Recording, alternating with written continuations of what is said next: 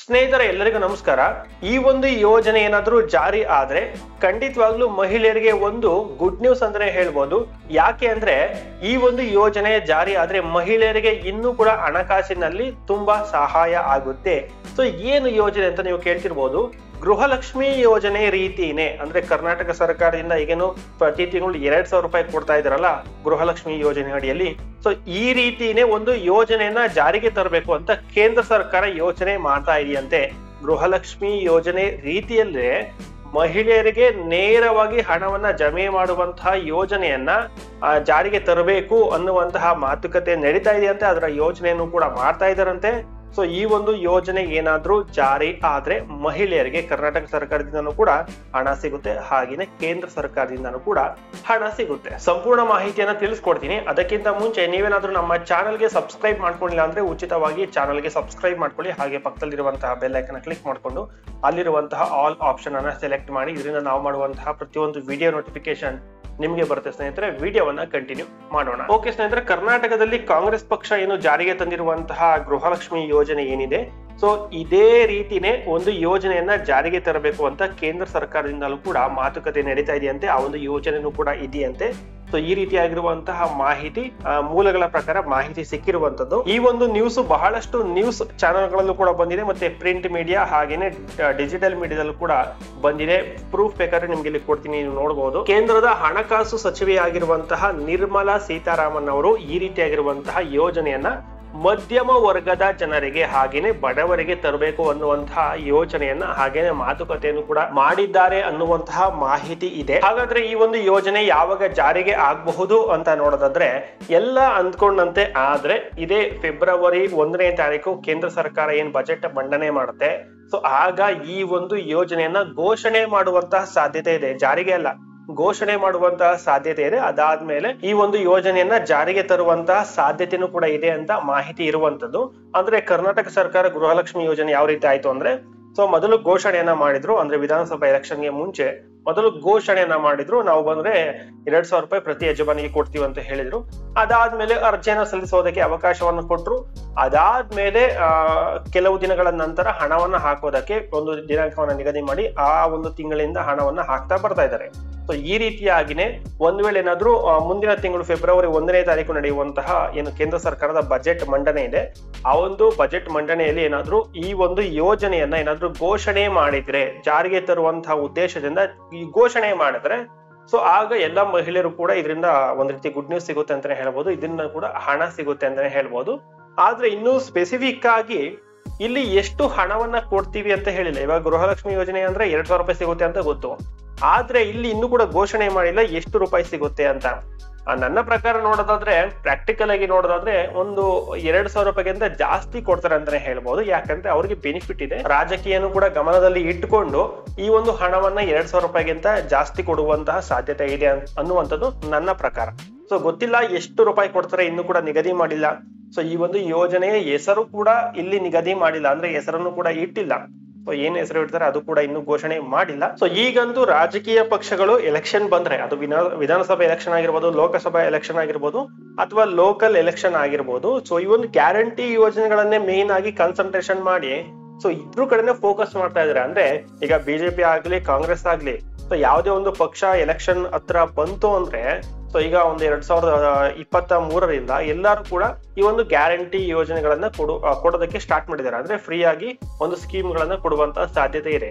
So ಇವಾಗ election ನ ಒಂದು ಅವಿಭಾಜ್ಯ ಅಂಗ ಆಗ್ಬಿಟ್ಟಿದೆ ಅಂತಾನೆ ಹೇಳ್ಬೋದು. ಈ ಒಂದು ಫ್ರೀ ಸ್ಕೀಮು ಅಥವಾ ಉಚಿತವಾಗಿ ಏನು ಕೊಡದೇನೆ ನಾವು ಎಲೆಕ್ಷನ್ ಗೆಲ್ಲೋದಕ್ಕೆ ಆಗೋದಿಲ್ಲ ಅನ್ನುವಂತಹ ಒಂದು ಮೈಂಡ್ ಸೆಟ್ಗೆ ಬಂದ್ಬಿಟ್ಟಿದ್ದಾರೆ. ಜನರು ಕೂಡ ಎಕ್ಸ್ಪೆಕ್ಟ್ ಮಾಡ್ತಾ ಇದ್ದಾರೆ. ಇವಾಗ ಕರ್ನಾಟಕದಲ್ಲಿ ಕಾಂಗ್ರೆಸ್ ಗೌರ್ಮೆಂಟ್ ಯಾವ ರೀತಿ ಏನು ಜನರಿಗೆ ರೂಢಿ ಮಾಡ್ಬಿಟ್ಟಿದೆ ಅಂತ ಹೇಳ್ಬೋದು. ಇವಾಗ ಏನು ಕೊಟ್ಟಿಲ್ಲ ಅಂದ್ರೆ, ಇವಾಗ ಕಾಂಗ್ರೆಸ್ ಪಕ್ಷ ಕೊಡ್ತಾ ಇದೆ, ಬಿಜೆಪಿ ಪಕ್ಷ ಕೊಡ್ತಾ ಇಲ್ಲ ಅಂದಾಗ ಬಿಜೆಪಿ ಪಕ್ಷದ ಕಡೆ ಯಾರು ಜಾಸ್ತಿ ಒಲವು ತೋರ್ಸಲ್ಲ, ಎಲ್ಲರೂ ಕೂಡ ಕಾಂಗ್ರೆಸ್ ಪಕ್ಷದ ಕಡೆ ಒಲವು ತೋರಿಸ್ತಾರೆ. ಸೊ ಹಾಗಾಗಿ ಇದು ಪ್ರಾಕ್ಟಿಕಲ್ ಆಗಿ ನಡೆಯೋದಿಲ್ಲ ಅಂತ ಎಲ್ಲಾ ರಾಜಕೀಯ ಪಕ್ಷಗಳು ಕೂಡ ಗಮನದಲ್ಲಿ ಇಟ್ಕೊಂಡು ಎಲ್ಲಾ ರಾಜಕೀಯ ಪಕ್ಷಗಳು ಕೂಡ ಫ್ರೀ ಸ್ಕೀಮ್ ಅನ್ನ ಅಂದ್ರೆ ಉಚಿತವಾಗಿ ಕೊಡುವಂತಹ ಯೋಜನೆಗಳನ್ನ ಘೋಷಣೆ ಮಾಡ್ತಾ ಇದ್ದಾರೆ. ಸದ್ಯಕ್ಕೆ ಇರುವಂತಹ ಲೇಟೆಸ್ಟ್ ಅಪ್ಡೇಟ್ ಪ್ರಕಾರ, ಸದ್ಯಕ್ಕೆ ಇರುವಂತಹ ಮಾಹಿತಿ ಪ್ರಕಾರ ಇಷ್ಟೇ. ಕೇಂದ್ರ ಸರ್ಕಾರದಿಂದಲೂ ಕೂಡ ಗೃಹಲಕ್ಷ್ಮಿ ಯೋಜನೆ ರೀತಿನೇ ಒಂದು ಸ್ಕೀಮ್ ಅನ್ನ, ಒಂದು ಯೋಜನೆಯನ್ನ ಜಾರಿಗೆ ತರುವಂತಹ ಯೋಜನೆಯಲ್ಲಿ ಇದಾರಂತೆ. ಅದು ಮುಂದಿನ ತಿಂಗಳ ಕೇಂದ್ರ ಬಜೆಟ್ ನಲ್ಲಿ ಘೋಷಣೆ ಆಗುವಂತ ಸಾಧ್ಯತೆ ಇದೆ ಅಂತ ಅನ್ನುವಂತಹ ಒಂದು ಮಾಹಿತಿ ಓಡಾಡ್ತಾ ಇದೆ. ನೋಡೋಣ ಮುಂದಿನ ದಿನಗಳಲ್ಲಿ ಏನಾದ್ರು ಅಪ್ಡೇಟ್ ಸಿಕ್ಕರೆ ನಿಮ್ಗೆ ಖಂಡಿತವಾಗ್ಲೂ ತಿಳಿಸ್ಕೊಡ್ತೀನಿ. ಓಕೆ, ಈಗ ನೆಕ್ಸ್ಟ್ ಟಾಪಿಕ್ ಬಗ್ಗೆ ನೋಡೋಣ. ಯಶಸ್ವಿನಿ ಯೋಜನೆಯ ಕಾರ್ಡ್ಗೆ ಅಪ್ಲೈ ಮಾಡೋದಕ್ಕೆ ಇದೇ ಜನವರಿ 31ನೇ ತಾರೀಕು ಲಾಸ್ಟ್ ಡೇಟ್ ಇರುವಂತದ್ದು. ಯಾರಾದ್ರೂ ಅಪ್ಲೈ ಮಾಡಿಲ್ಲ ಅಂದ್ರೆ ಇನ್ನೂ ಕೂಡ ಅವಕಾಶ ಇದೆ. ಜನವರಿ 31ನೇ ತಾರೀಕುವರೆಗೂ ಟೈಮ್ ಇದೆ, ಅಪ್ಲೈ ಮಾಡಬಹುದು. ಕಳೆದ ವಿಡಿಯೋದಲ್ಲಿ ನಿಮ್ಗೆ ತಿಳಿಸ್ಕೊಟ್ಟಿದ್ದೆ. ಇವಾಗ ಡೇಟ್ ಅನ್ನ ಎಕ್ಸ್ಟೆಂಡ್ ಮಾಡಿದ್ದಾರೆ. ಸೊ ಹಾಗಾದ್ರೆ ಏನಿದೆ ಯಶಸ್ವಿನಿ ಯೋಜನೆ, ಯಾರಿಗೆ ಸಿಗುತ್ತೆ ಅನ್ನೋದನ್ನ ಇವಾಗ ನೋಡ್ತಾ ಹೋಗೋಣ. ಮೊದಲನೇದಾಗಿ ಈ ಒಂದು ಯಶಸ್ವಿನಿ ಕಾರ್ಡ್ ಇದ್ರೆ, ಈ ಒಂದು ಯಶಸ್ವಿನಿ ಕಾರ್ಡ್ ಅನ್ನ ಮಾಡಿಸ್ಕೊಂಡ್ರೆ ಏನೆಲ್ಲ ಬೆನಿಫಿಟ್ ಸಿಗುತ್ತೆ ಅನ್ನೋದನ್ನ ನೋಡೋಣ. ಸೊ ಈ ಒಂದು ಯೋಜನೆ ಅಡಿಯಲ್ಲಿ 1650 ರೀತಿಯಾದಂತಹ ಚಿಕಿತ್ಸೆಗಳು ಉಚಿತವಾಗಿ ಸಿಗುತ್ತೆ. ಇದರ ಜೊತೆಯಲ್ಲಿ 478 ICU ರೀತಿಯಾದಂತಹ ಚಿಕಿತ್ಸೆಗಳು ಉಚಿತವಾಗಿ ಸಿಗುತ್ತೆ ಅಂತಾನೆ ಹೇಳ್ಬೋದು. ಒಟ್ಟಾರೆಯಾಗಿ 2128 ನಗದು ರಹಿತ ಚಿಕಿತ್ಸೆ, ಅಂದ್ರೆ ಯಾವುದೇ ರೀತಿಯಾದಂತಹ ಹಣವನ್ನ ಕಟ್ಟಿಸದೇನೆ ಇಲ್ಲಿ ನಿಮ್ಗೆ ಉಚಿತವಾಗಿ ಆಸ್ಪತ್ರೆಯಲ್ಲಿ ಚಿಕಿತ್ಸೆ ಸಿಗುತ್ತೆ ಅಂತಾನೆ ಹೇಳ್ಬೋದು. 2128ಕ್ಕಿಂತ ಹೆಚ್ಚಿನ ಚಿಕಿತ್ಸೆಗಳು ಕ್ಯಾಶ್ಲೆಸ್ ಇಲ್ಲಿ ಟ್ರೀಟ್ಮೆಂಟ್ ಸಿಗುತ್ತೆ. ಸಿಂಪಲ್ ಆಗಿ ಹೇಳಬೇಕು ಅಂದ್ರೆ ಇದು ಒಂದ್ ರೀತಿ ಆಯುಷ್ಮಾನ್ ಕಾರ್ಡ್ ರೀತಿ ವರ್ಕ್ ಆಗುತ್ತೆ. ಅದರಲ್ಲೂ ಕೂಡ ಉಚಿತವಾಗಿ ಚಿಕಿತ್ಸೆ ಸಿಗುತ್ತೆ, ಇದರಲ್ಲೂ ಕೂಡ ಉಚಿತವಾಗಿ ಚಿಕಿತ್ಸೆ ಸಿಗುತ್ತೆ. ಇದರಲ್ಲೂ ಕೂಡ 5 ಲಕ್ಷ ರೂಪಾಯಿವರೆಗೂ ಉಚಿತ ಚಿಕಿತ್ಸೆ ಸಿಗುತ್ತೆ. ಇಲ್ಲಿ 2128ಕ್ಕಿಂತ ಹೆಚ್ಚಿನ ಚಿಕಿತ್ಸೆಗಳು ನಗದು ರಹಿತವಾಗಿ ಸಿಗುತ್ತೆ. ಹಾಗಾದ್ರೆ ಈ ಒಂದು ಯಶಸ್ವಿನಿ ಕಾರ್ಡ್ ಅನ್ನ ಪಡ್ಕೊಳ್ಳೋದಕ್ಕೆ ಯಾರೆಲ್ಲ ಅರ್ಹರು, ಯಾರೆಲ್ಲ ಈ ಒಂದು ಕಾರ್ಡ್ ಅನ್ನ ಪಡಿಬಹುದು ಅಂತ ನೋಡ್ತಾ ಹೋಗೋಣ. ಸೊ ಮೊದಲನೇದಾಗಿ ರಾಜ್ಯದಲ್ಲಿರುವಂತಹ ಯಾವುದೇ ಸಹಕಾರಿ ಸಂಘ ಅಥವಾ ಸ್ವಸಹಾಯ ಸಂಘದಲ್ಲಿರುವಂತಹ ಸದಸ್ಯರು, ಅಂದ್ರೆ ಸ್ವಸಹಾಯ ಸಂಘದಲ್ಲಿ ಸದಸ್ಯರಾಗಿರ್ಬೇಕು ಅವರು, ಅಥವಾ ಸಹಕಾರಿ ಸಂಘದಲ್ಲಿ ಸದಸ್ಯರಾಗಿರ್ಬೇಕು ಅವರು. ಸೊ ಇವೆರಡರಲ್ಲಿ ಯಾವ್ದಾದ್ರು ಒಂದಾಗಿದ್ರು ಕೂಡ ಈ ಒಂದು ಯಶಸ್ವಿನಿ ಕಾರ್ಡ್ಗೆ ಅಪ್ಲೈ ಮಾಡಬಹುದು. ಹಾಗೇನೆ ಸದಸ್ಯರು ಆಗಿ 3 ತಿಂಗಳು ಆಗಿರ್ಬೇಕು, ಅಂದ್ರೆ 3 ತಿಂಗಳು ಕಳೆದಿರ್ಬೇಕು. ಅಂದ್ರೆ ನೀವು ಯಾವುದೇ ಸಹಕಾರಿ ಸಂಘದಲ್ಲಿ ಸದಸ್ಯರಾಗಿರ್ತೀರಾ ಅಥವಾ ಸ್ವಸಹಾಯ ಸಂಘದಲ್ಲಿ ಸದಸ್ಯರು ಆಗಿರ್ತೀರಾ, ಸೊ ಆ ಸಂಘದಲ್ಲಿ ನೀವು ಕನಿಷ್ಠ 3 ತಿಂಗಳು ಸದಸ್ಯರಾಗಿರ್ಬೇಕು. ಅಂತವ್ರಿಗೂ ನೀವು ಅಪ್ಲೈ ಮಾಡೋದಕ್ಕೆ ಆಗೋದಿಲ್ಲ. ಮತ್ತೆ ಇನ್ನೊಂದು ಬೆನಿಫಿಟ್ ಏನು ಇದರಲ್ಲಿ ಅಂದ್ರೆ, ಕುಟುಂಬದಲ್ಲಿ 4 ಜನ ಇರ್ತಾರೆ. ಆ 4 ಜನರಲ್ಲಿ ಯಾರಾದ್ರೂ ಒಬ್ರು ಈ ಸ್ವಸಹಾಯ ಸಂಘ ಅಥವಾ ಸಹಕಾರಿ ಸಂಘದಲ್ಲಿ ಸದಸ್ಯರಾಗಿದ್ರೆ ಅವರ ಮನೆಯ ಎಲ್ಲರಿಗೂ, ಅವರ ಕುಟುಂಬದಲ್ಲಿರುವಂತಹ ಎಲ್ಲರಿಗೂ ಕೂಡ ಈ ಒಂದು ಯಶಸ್ವಿನಿ ಯೋಜನೆ ಅಡಿಯಲ್ಲಿ ಉಚಿತವಾಗಿ ಚಿಕಿತ್ಸೆ ಸಿಗುತ್ತೆ, ಅಂದ್ರೆ ಚಿಕಿತ್ಸೆಯ ಲಾಭ ಸಿಗುತ್ತೆ ಅಂತಾನೆ ಹೇಳ್ಬೋದು. ಇದೊಂದು ಬೆನಿಫಿಟ್ ಈ ಒಂದು ಯೋಜನೆಯಿಂದ. ಸೊ ಇದರ ಜೊತೆಯಲ್ಲಿ ಇನ್ನೂ ಕೆಲವರು ಕೂಡ ಈ ಒಂದು ಕಾರ್ಡ್ಗೆ ಅಪ್ಲೈ ಮಾಡಬಹುದು. ಯಾರು ಅಂದ್ರೆ ಸಹಕಾರಿ ಮೀನುಗಾರರು, ಮತ್ತೆ ಸಹಕಾರಿ ಬೀಡಿ ಕಾರ್ಮಿಕರು, ಹಾಗೇನೆ ಸಹಕಾರಿ ನೇಕಾರರು ಕೂಡ ಅರ್ಜಿಯನ್ನ ಸಲ್ಲಿಸಬಹುದು. ಎಲ್ಲಿ ಅರ್ಜಿಯನ್ನ ಸಲ್ಲಿಸಬೇಕು ಅಂತ ನೋಡೋದಾದ್ರೆ, ನಿಮ್ಮ ಹತ್ತಿರದಲ್ಲಿರುವಂತಹ ಸಹಕಾರಿ ಸಂಘಗಳು ಅಥವಾ ಸ್ವಸಹಾಯ ಸಂಘಗಳ ಶಾಖೆ ಇರುತ್ತೆ ನೋಡಿ, ಆ ಒಂದು ಬ್ರಾಂಚ್ ಅಲ್ಲಿ.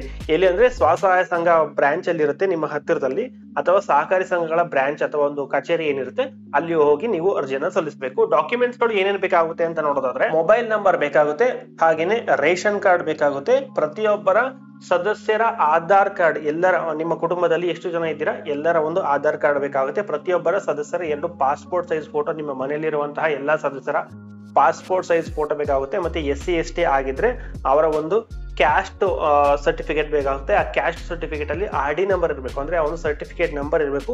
ಇಲ್ಲ ಅಂದ್ರೆ ನೀವು ರಿನಿವಲ್ ಮಾಡಿಸ್ಕೊಳ್ಳಿ. ಓಕೆನಾ, ರಿನಿವಲ್ ಮಾಡಿಸ್ಕೊಂಡ್ರೆ ನಿಮ್ಮ ಒಂದು ಕ್ಯಾಸ್ಟ್ ಸರ್ಟಿಫಿಕೇಟ್ ಅಲ್ಲಿ RD ನಂಬರ್ ಬರುತ್ತೆ. ಇದು SC/ST ಅವರಿಗೆ ಮಾತ್ರ. ಇನ್ನು ನೆಕ್ಸ್ಟ್, ಇದರ ಜೊತೆಯಲ್ಲಿ ಆ ಒಂದು ಸಂಘಕ್ಕೆ ವರ್ಷಕ್ಕೆ ಒಂದಿಷ್ಟು ವಂತಿಗೆಯನ್ನ ಕೊಡಬೇಕಾಗುತ್ತೆ. 1 ವರ್ಷಕ್ಕೆ ಒಂದಿಷ್ಟು ವಂತಿಗೆಯನ್ನ ಕೊಡಬೇಕಾಗುತ್ತೆ. ಎಷ್ಟು ಕೊಡಬೇಕು ಅಂತ ನೋಡೋದಾದ್ರೆ, ಗ್ರಾಮೀಣ ಪ್ರದೇಶದಲ್ಲಿ ಏನಾದ್ರೂ ಇದ್ರೆ, ಅಂದ್ರೆ ರೂರಲ್ ಸೈಡ್ ಏನಾದ್ರೂ ಇದ್ರೆ, ಸೊ ಆ ಒಂದು ಸಹಕಾರಿ ಸಂಘ ಅಥವಾ ಸ್ವಸಹಾಯ ಸಂಘ, ಸೊ ಅವರು 500 ರೂಪಾಯಿ ಕೊಡ್ಬೇಕಾಗುತ್ತೆ. ಅಂದ್ರೆ ಕುಟುಂಬದಲ್ಲಿ 4 ಜನ ಇದ್ರೆ 500 ರೂಪಾಯಿ ಕೊಡ್ಬೇಕು.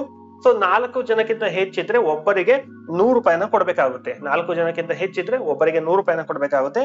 ಅದೇನಾದ್ರೂ ನಗರ ಪ್ರದೇಶದಲ್ಲಿ ಆ ಒಂದು ಸ್ವಸಹಾಯ ಸಂಘ ಅಥವಾ ಸಹಕಾರ ಸಂಘ ಇದ್ರೆ, ಸೊ ಅವರು 1000 ರೂಪಾಯಿ ಕೊಡ್ಬೇಕಾಗುತ್ತೆ. 4 ಜನ ಸದಸ್ಯರು ಇರುವಂತಹ ಕುಟುಂಬಕ್ಕೆ 4 ಜನ ಸದಸ್ಯರಿದ್ರೆ ಅವರು 1000 ರೂಪಾಯಿನ ಕೊಡಬೇಕಾಗುತ್ತೆ. ಒಂದ್ ವೇಳೆ ಏನಾದ್ರು 4 ಜನಕ್ಕಿಂತ ಹೆಚ್ಚಿನ ಜನ ಇದ್ರೆ ಅವಾಗ ಪ್ರತಿ ಸದಸ್ಯರಿಗೆ, ಅಂದ್ರೆ ಒಬ್ಬರಿಗೆ 200 ರೂಪಾಯಿ ಎಕ್ಸ್ಟ್ರಾ ಕೊಡಬೇಕಾಗುತ್ತೆ. ಎಕ್ಸಾಂಪಲ್ ಗೆ ನಿಮ್ಮ ಮನೆಯಲ್ಲಿ 5 ಜನ ಇದ್ದೀರಾ, ನೀವು ನಗರ ಪ್ರದೇಶಗಳಲ್ಲಿ ಅಂದ್ರೆ ಸಿಟಿ ಸೈಡ್ ಗಳಲ್ಲಿ ಇದ್ದೀರಾ. ಸೊ 4 ಜನಕ್ಕೆ 1000 ರೂಪಾಯಿ ಆಯ್ತು.